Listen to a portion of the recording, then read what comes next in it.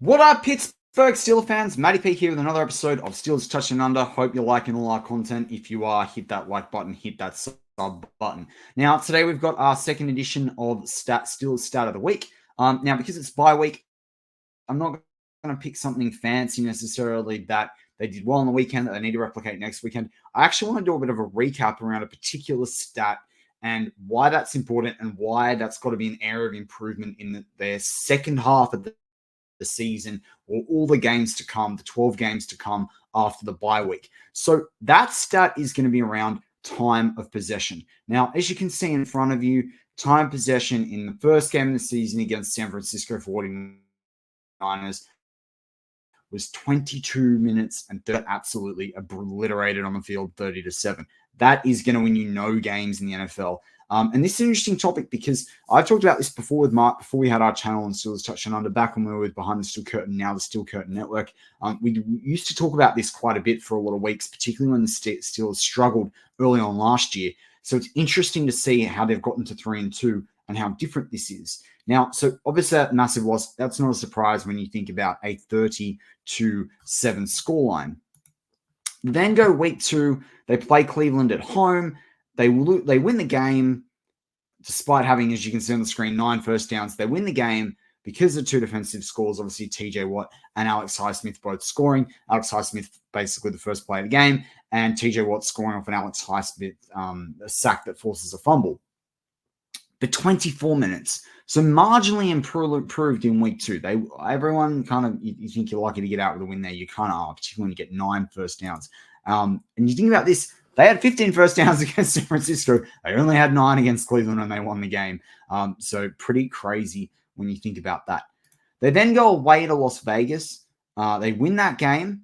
But again, they're only just on the side of the other ledger in terms of winning time of possession. They had less first downs again. They only had 30 minutes and 3 seconds. So literally a difference of 3 seconds. Pretty crazy. That can be when you're getting sacked. It can be dancing back there. It can be an extra run play. Las Vegas Raiders did get sacked a few more times there, but pretty crazy. Now, it does kind of show the difference as well in terms of how efficient either team were, because Las Vegas Raiders actually put up better offensive numbers if you take out the sacks. So that comes into play as well. But again, you'd expect in a win at least 32 minutes, maybe more. They then went obviously away and played the Houston Texans, where they got there. Again, they got belted by them 30-6. That was worse than the San Francisco score. They had exactly 50% of the first downs. And the time possession there was 27-25. So you saw a drop back of 2.5 minutes. Now, remember, the Steelers in the season before the Ravens game were averaging 2 minutes, 15 seconds a drive. So, this kind of correlates with your 12 first downs. And you look at time possession, 12 times 2 is 24. So 24 minutes, let's say, if you're getting a first down on several one of them, you can sort of see how these numbers start to correlate. But essentially, again, Steelers behind the 8 ball in time of possession. Then this week against Baltimore. Again, despite winning the game, despite having a 2 first down difference, which was kind of funny because when you looked at Las Vegas, it was 17 first downs. 17 first downs again, 19 Baltimore, 19 with Vegas Raiders. So kind of interesting. Except this time they're on the other side of the ledger. They had 29 minutes and 46 seconds versus the Ravens, 30 minutes and 14 seconds. Now, you're probably sitting there as we get through the first, however many minutes of the video, and you've gone, well, this is kind of the first 5 minutes or so of this video. And you're probably going, well, this is no surprise because the run game's not very good. There's no offensive cohesion. Exactly right.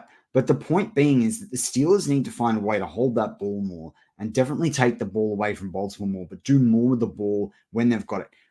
I mean, the classic, there's always the classic case that the best offense is a good defense. Same thing goes, though, with the best defense can be a good offense, because if you've got the ball, as long as you don't throw an interception, it's very hard for the other team to score points as long as you've got the ball. And tightening, I've talked about it before, and Mark and I have been doing podcasts for 3 years and YouTube shows, and I've talked a lot before around tightening the screws of pressure in the second half and dialing up the pressure when other teams have got to chase, the Steelers, particularly with the defense that the Steelers have, particularly with the pass rush the Steelers have, and particularly with a kicker like Boz as well, which is why taking points is really important, because you take the points 3 times, and even twice you get almost a touchdown ahead, or you get over a 2-point converted touchdown ahead. So really important that I think the Steelers coming out of the bye, this is kind of a stat, regardless of whether wins and losses and first downs and pass yards and rush yards and, sacks and interceptions and all this.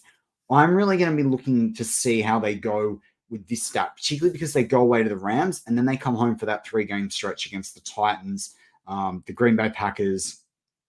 I have a mental blank on the other one, I think Bengals. But they've got the 3-game home stretch after the Rams.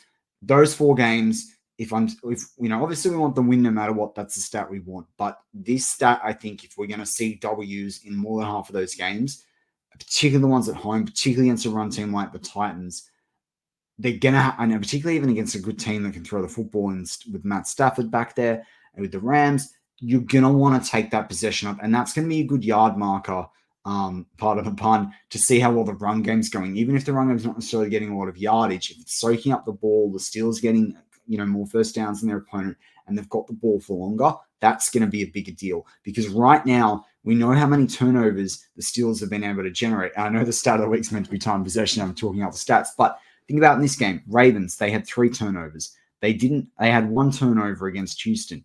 They had, the Baltimore had 3 turnovers. The Steelers forced 3 turnovers, is what I should say. The Steelers didn't force any against Houston. That cost them, and Kenny Pickett threw that interception. They forced 3 against the Raiders. They forced 4 against Cleveland, and they forced 1 against San Francisco. And you see the 2 games where they either forced 1 or forced none, they lost. The other 3 where they forced them, they won. Now, they got away with it with the turnovers result. 2 turnovers resulted in 2 touchdowns against the Browns.